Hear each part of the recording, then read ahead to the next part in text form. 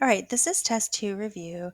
This test will be 31 questions. You'll have 2 hours to complete it, and you'll have a week window to decide when you want to take it. And I'm going to go over some of the questions, but definitely not all of the questions. So we're going to start out with testing your knowledge of what is a polynomial, how do we describe it and identify it. So yes, this is definitely a polynomial. We have these degrees that are not negative, and we don't have an exponential or a radical or anything like that. So yes, this is a polynomial. Its degree is 3. That's the largest exponent. And because there's 3 parts, this would also be considered a trinomial. So I would pick this, and I would say the degree is 3. Okay. This one is a little more challenging because it has multiple variables. So it still is a polynomial, but to figure out the degree, I need to add the exponents for the combined ones. And so over here, that would be a degree of 17. And it is a polynomial. However, it's not a trinomial, a binomial, or a monomial because it has 4 terms. So we just use the general name of a polynomial. So it can't be one of these specifically. So I would choose this. I would say the degree is 17. Okay, let's keep going. So for this next one, I'm just combining my like terms. So 5x squared plus 8x squared is 13x squared. Negative 2x plus 4x is positive 2x. And then 21 minus 72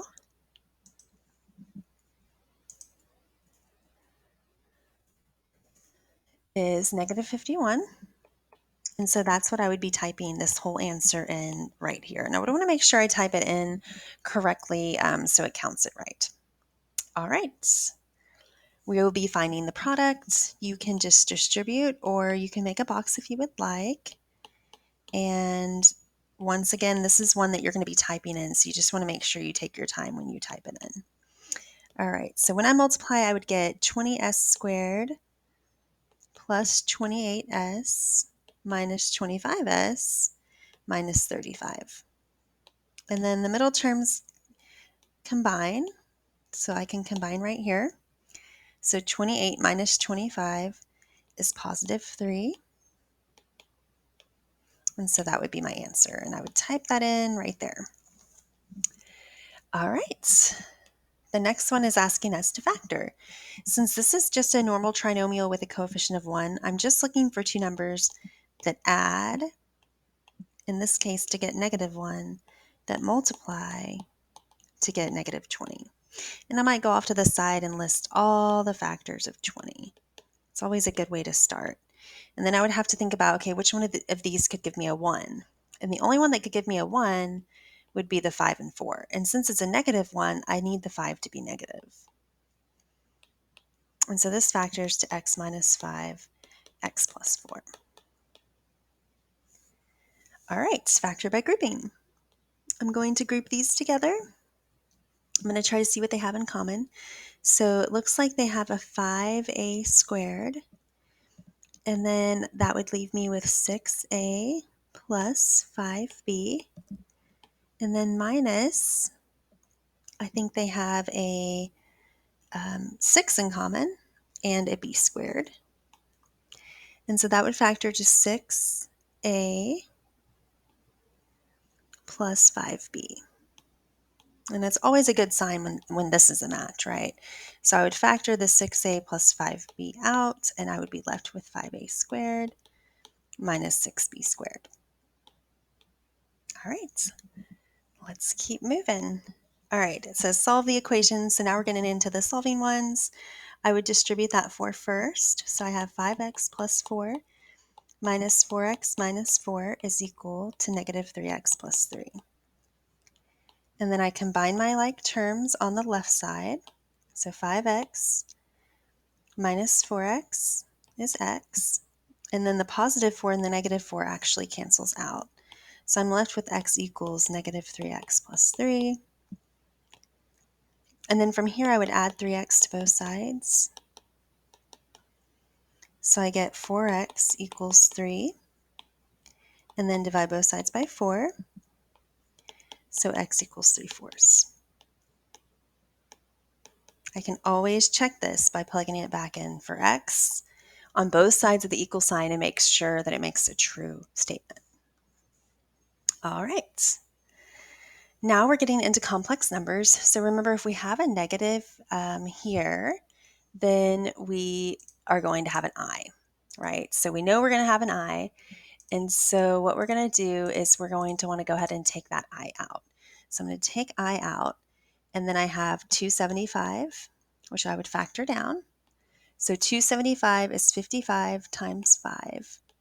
And then 5 can't be factored, but 55 is 11 times 5. So I have a 5 in common, so that goes out.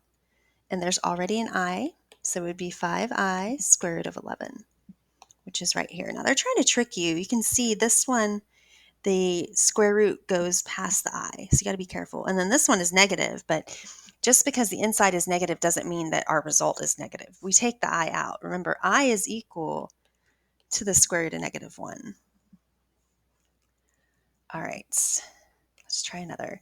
So we're going to solve the equation by the zero factor property, which just means we're going to factor it first and set it equal to 0.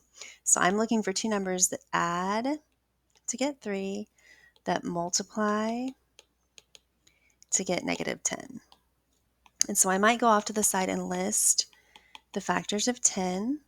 The only numbers that would help me are 2 and 5. And since I need it to be a positive 3, I would want the larger number to be positive. Okay, so 5 plus -2 is 3, and 5 times -2 is -10. Okay, so I would write this as x plus 5 times x minus 2. Now remember, that's factoring. When we solve it, we want to set it equal to each piece. We want to set each piece equal to 0. So to solve, I would take x plus 5 and set it equal to 0. I take x minus 2 and set that equal to 0. And I end up with -5 and positive 2. And so I would be looking for that answer. And there it is, right there. Okay, so let's move on. Now we're going to solve using the quadratic formula. So to use the quadratic formula, remember that's x equals -b plus or minus the square root of b squared minus 4ac all over 2a, where a in this case is 2, b is 10, and c is 7. All right, so I'm going to do -10 plus or minus. I'm just plugging, of course, these values in for their specific letters, right? And so that's all I'm doing here is plugging in what I can, what I know. All right, so then I have b squared minus 4 times a times c all over 2 times a. But if you remember, one thing that I try to really hit upon is to figure out what this number is first. It's a really important number there. So I want to figure out what that number is first. So I'm going to work that out. So I've got 100 minus 56, which is 44. Okay, so this part is equal to 44. Okay, so I'm going to replace that whole thing with 44. And then I can simplify 44, right? Because 44 factors. So 2 times 22, and then 2 times 11. So I will replace 44 with 2 square root of 11. So I have -10 plus or minus 2 square root of 11 over 4. And you can see the way my answer is written that they have kept it in this format. So what I can do is just kind of draw a triangle, and I can reduce by dividing each piece by 2. So when I divide 10 by 2, I get -5. When I divide 2 by itself, I just get a 1. And when I divide 4 by 2, I get 2. So this is my answer that I'm looking for, -5 plus or minus the square root of 11 over 2.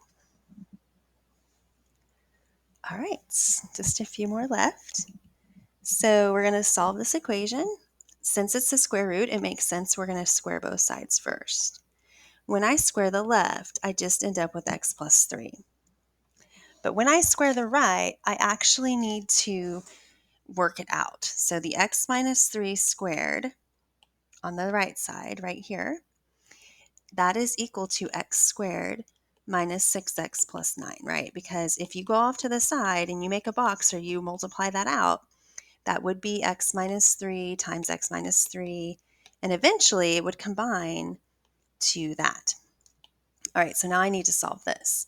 So I need to get all my x's and everything on one side of the equal sign. So I'm going to subtract x, and I'm going to subtract 3.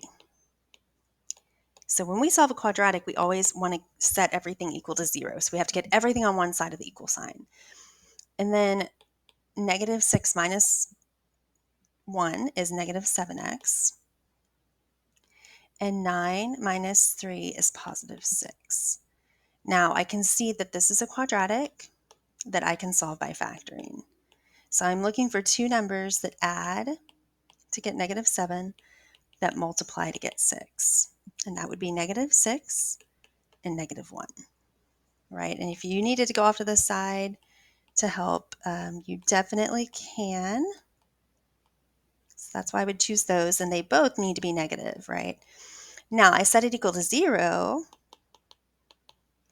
and I end up with x equals 6 here, because I would add 6 to both sides. And then when I set this one equal to 0, this factor, x minus 1 equal to 0, I get positive 1. And so 6 and 1 would be my answers, but I have to be careful. We have to check to make sure we don't have any extraneous solutions. So I'm going to start with 6. If I plug in 6, do I get a true statement? So let's see. The square root of 9 is 3, and 6 minus 3 is 3. Okay, we're good. If I plug in 2, I'm sorry, not 2. If I plug in 1, do I get the right answer? So let's do 1 plus 3. That's the square root of 4, which is 2. And then 1 minus 3 is negative 2. Okay, so no. Sadly, this answer sucks. It just doesn't work. And we talked about how that can happen with these problems, so you always want to check it. So my only answer is 6. That's one of the more difficult questions on your test.